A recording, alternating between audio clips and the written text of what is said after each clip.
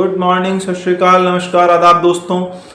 Vitamin D deficiency के बारे में, विटामिन डी की कमी के बारे में पहले वाली वीडियोस में आपका अपना डॉक्टर बात कर चुका है और आज एक और बहुत ही कॉमन और बहुत ही इम्पॉर्टेंट विटामिन की डेफिशिएंसी के बारे में बात करेंगे। वो है विटामिन B12 की डेफिशिएंसी।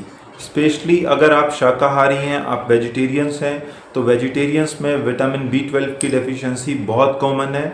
और अब इसको हमें करेक्ट करने के लिए क्या ऑप्शंस है, किस तरह से विटामिन B12 को आप मेंटेन कर सकते हैं, क्योंकि बहुत ही इम्पॉर्टेंट विटामिन है हमारी न्यूरोलॉजिकल हेल्थ के लिए, हमारे ब्रेन के लिए, हमारी बॉडी के नर्वस सिस्टम के लिए, जिसको हम तंत्रिका सिस्टम भी कहते हैं, और साथ साथ हमारी बॉडी में ब्लड बनाने में भी हेल्प करता है, खून बनाने में भी मदद करता है।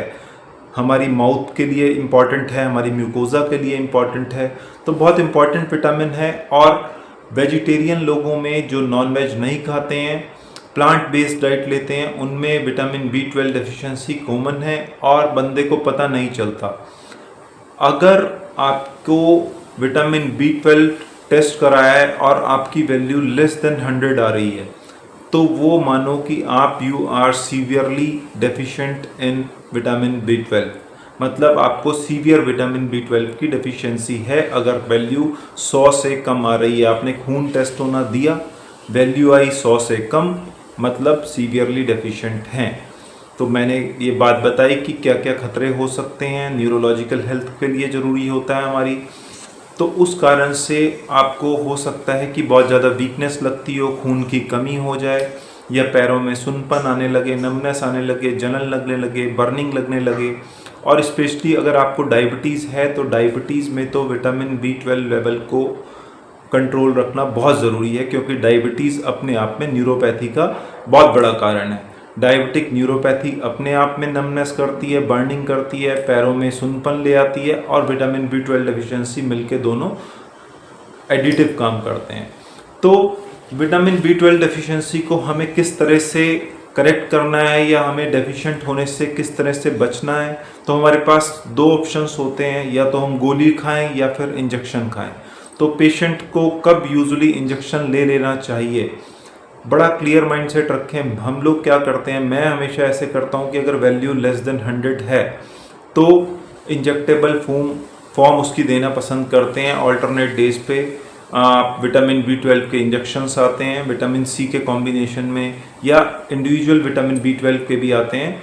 तो वो हम ऑल्टरनेट डेज पे 3 या 5 इंजेक्शन लगा देते हैं और उसके बाद फिर ओरल पे ले आते हैं।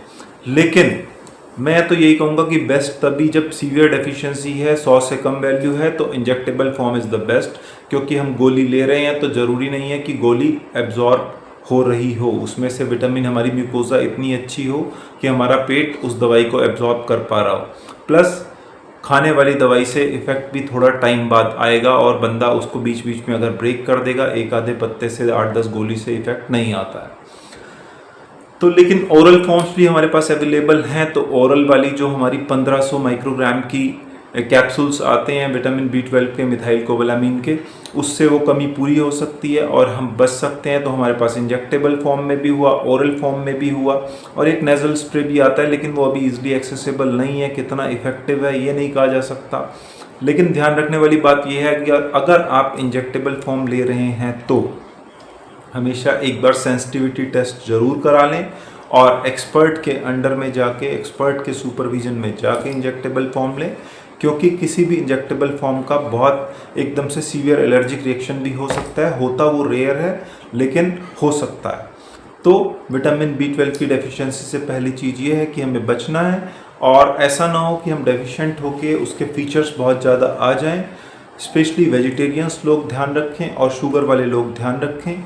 और इंजेक्टेबल या ओरल फॉर्म दोनों ही अच्छी हैं, लेकिन सीवियर डेफिशिएंसी में मैं प्रीफर करता हूं कि इंजेक्टेबल फॉर्म भी इज़ बेटर। लेकिन सब कंसल्टेंट्स का अपना अपना ओपिनियन होता है।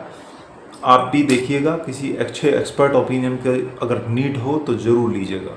तब तक के लिए ध्यान रखिए, मिलते हैं बहुत जल्दी वीडियो के साथ। Take care, bye bye.